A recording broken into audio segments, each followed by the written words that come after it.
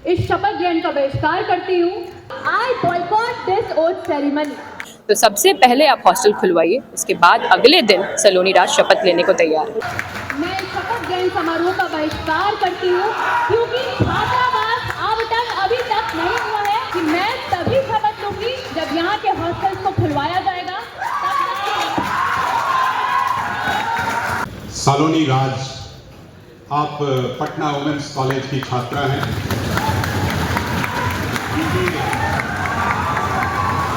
BBA की छात्रा हैं।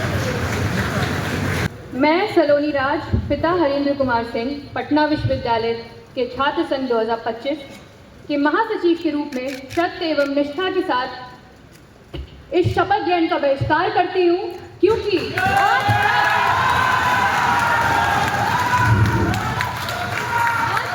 मैं शपथ ग्रहण समारोह का बहिष्कार करती हूँ क्योंकि छात्रावास आवंटन अभी तक नहीं हुआ है और ये जीत सिर्फ महासचिव की जीत नहीं है, ये जीत है पटना विश्वविद्यालय के एक एक लोगों की। और ये जीत में मेरे भाइयों का जो समर्थन रहा है, मैं चाहती हूँ कि मैं तभी शपथ लूंगी जब यहाँ के हॉस्टल्स को खुलवाया जाएगा।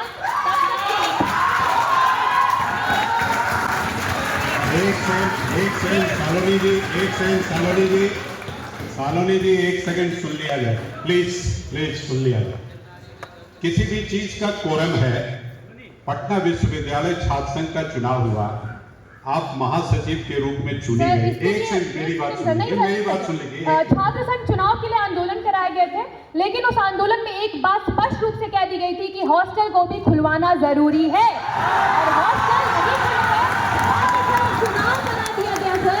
इस ओथ सेरेमनी को आप उत्साह के तौर पे देखते हैं, लेकिन जब तक हॉस्टल नहीं खुलेगा, मैं सलोनी राज, महासचिव पटना विश्वविद्यालय छात्र संघ शपथ नहीं लूंगी। आई बॉयकॉट दिस ओथ सेरेमनी।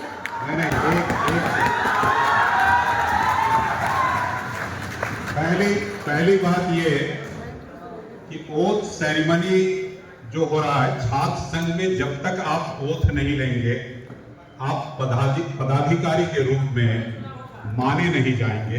कि हम महासचिव बने हैं पटना विश्वविद्यालय के लोगों के लिए और हम शुरू से बोलते हैं कि ये जीत मेरी जीत नहीं है, ये पटना विश्वविद्यालय के लोगों की जीत है। और जब मेरे यहाँ के भाई जिन्होंने समर्थन दिखा के मुझे महासचिव बनाया है, मेरे भाई यहाँ खुश नहीं है, मेरे भाई को हॉस्टल नहीं दिया जा रहा है मेरे भाइयों को, तो हम किस हक से शपथ ग्रहण और शपथ लेंगे? ये तो मेरे भाइयों के साथ अन्याय होगा, क्योंकि जो प्रोटेस्ट हुए थे जिसमें छात्र संघ चुनाव होने का और हॉस्टल खुलवाने का जो प्रस्ताव रखा गया था, उसके बाद छात्र संघ चुनाव तो आपने करवा दिया, बड़े उत्साह के साथ करवाया, और हॉस्टल के लिए दूर दूर तक आपके पास कोई प्रोविजन नहीं है कि आप हॉस्टल कब खुलवाओगे।